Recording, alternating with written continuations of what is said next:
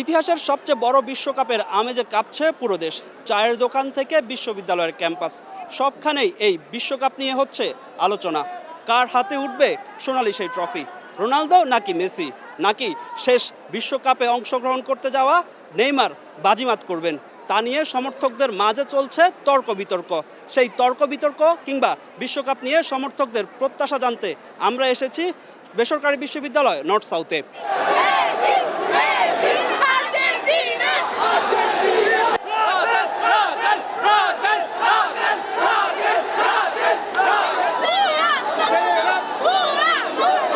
Seven আপটা কি আপনাদের অর্জন? সেভেন আপটা আমাদের নিজেদের দলে নিজেদের দেশে খেলে সেভেন আপটা খাওয়া এটা খুবই শরমের ব্যাপার। আমরা তো আর 7টা গোল খাই না। আর ওই সময় ব্রাজিল হোস্ট ছিল, তো নিজেদের দেশে খেলে 7টা গোল। এবার দেখেন ব্রাজিলের যে ওয়ার্ল্ড কাপ বলে, ওরা কি নিজেরা দেখছে ওয়ার্ল্ড কাপটা নিতে?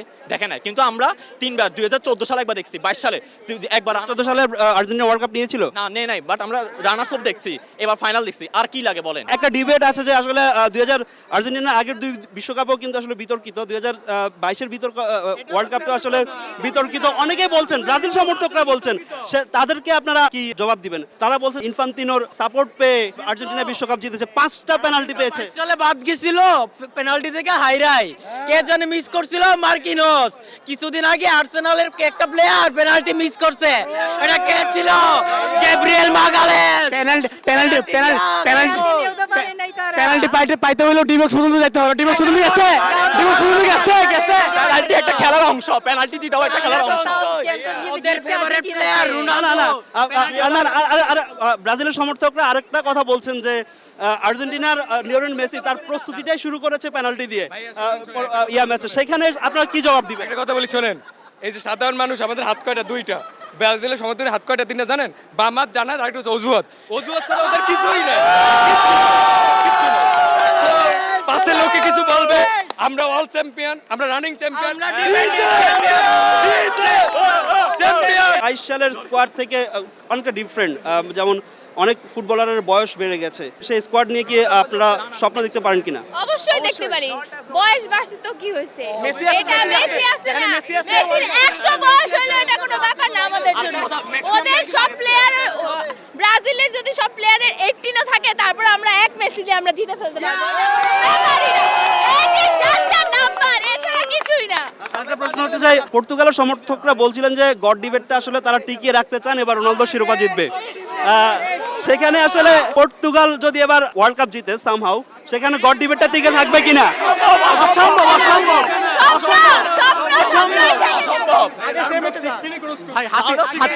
হাতির আকাশে উঠতে দেখছেন? হাতির আকাশে উঠতে দেখছেন? সম্ভব না, এটা অসম্ভব ভাই।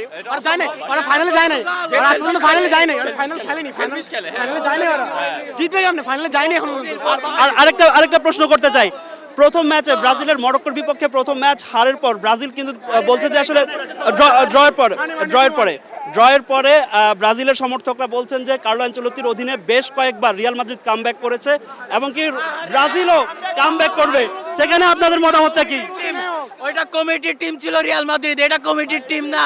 পেনাল্টি দিব না, হইবে ওটা ব্রাজিলের কামব্যাক। তাহলে কি আর্জেন্টিনা কমিটির টিম? না, কমিটি তো হওয়া লাগবে না। আমরা যে মেসি আছে ওই খেলা জিতাই। ওখন নেইমারও নাই, ভিনিও নাই, রাফিনা সাথে খেলতে পারে। ব্রাজিলে ওদের দ্বারা হইব না। লাস্ট ম্যাচে, আচ্ছা আরেকটা প্রশ্ন, লাস্ট ম্যাচে রাফিনার খেলার পরে অনেকেই বলছেন যে আসলে রাফিনা গুপ্ত আর্জেন্টিনার, কারণ 3-4টা মিস করছে। এখানে অনেকে আছে, আমি জানি আর্জেন্টিনার সমর্থকরা মূলত বার্সেলোনাই সাপোর্ট করে। আপনারা কি বলবেন আসলে রাফিনার? কামব্যাক দিবে, কিন্তু ওরা যে মাদ্রিদের সাপোর্টার আর রোনালদোর সাপোর্টার ওইটা আমরা জানি। ব্রাজিলের শুধু সাপোর্ট করে একমাত্র রোনালদোর জন্য আর নেইমারের জন্য। নেইমার নাই, ওরা শেষ।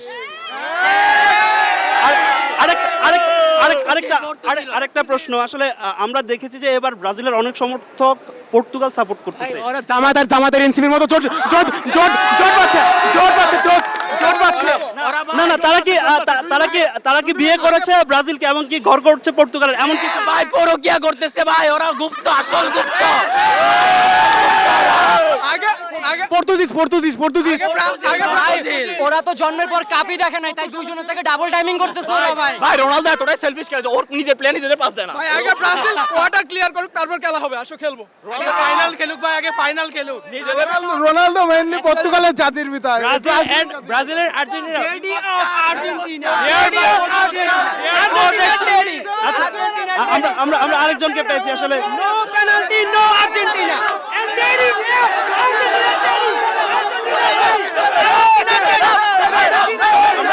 আমরা একটু কথা বলি।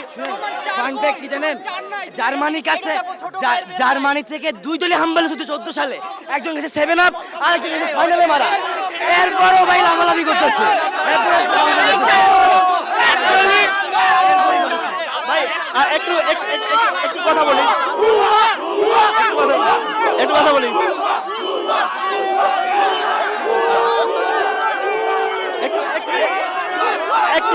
একটু কথা বলি। পর্তুগালের সমর্থকদেরকে অনেকে বলছেন, আর্জেন্টিনার সমর্থকরা বলছেন, ব্রাজিলের সমর্থকরা বলছেন যে তারা এই মৌসুমের জন্য পর্তুগাল সাপোর্ট করছেন। বিষয়টা কি আসলে সত্য কিনা? তারা সাপোর্ট করে কি না করে সেটা আমার ফ্যাক্ট না, আমার ফ্যাক্ট হলো যে ভাই রোনালদো কাপ জিততে হবে।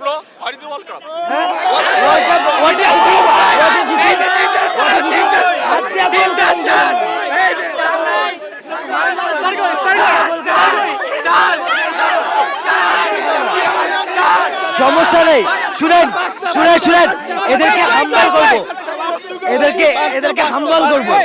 এবার ওয়ার্ল্ড কাপে দেখবে, এবার ওয়ার্ল্ড কাপে দেখবে।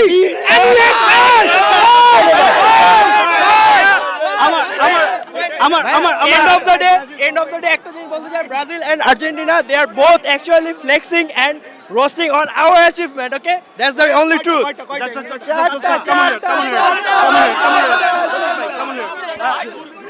আসলে আমি একটু ভাইয়ের সাথে একটু কথা বলতে চাই। দুইটা অর্জনই কিন্তু আসলে আপনাদের। Yes, actually আমি এটাই বলতে চাই। সেখানে আসলে গতকালকের অর্জন, আপনাদের অর্জনটা নিয়ে আসলে আমরা দেখছিলাম যে Actually গতকালকে যে অর্জনটা, তো একটা স্পেসিফিক টিম আছে, they are actually getting too much flashbacks, okay? যে কালকে যে আমাদের অ্যাচিভমেন্টটা 7-1 and history always repeats, we know that, and history আবারও 12 বছর পর again history repeat করছে, and ইনশাআল্লাহ সামনে আবারও করবে, আমরা দূর যতটুকু দেখতে পাচ্ছি। And তার অবশ্যই না, গ্রুপ স্টেজে জার্মানি যেরকম একটা স্টার্টিং এ আসছে এবার, সো ইনশাআল্লাহ উই আর হোপফুল যে সামনে এবারও 2014 রিপিট হবে। আই এম টেলিং এভরিওয়ান যে 2014 এগেইন রিপিট হচ্ছে।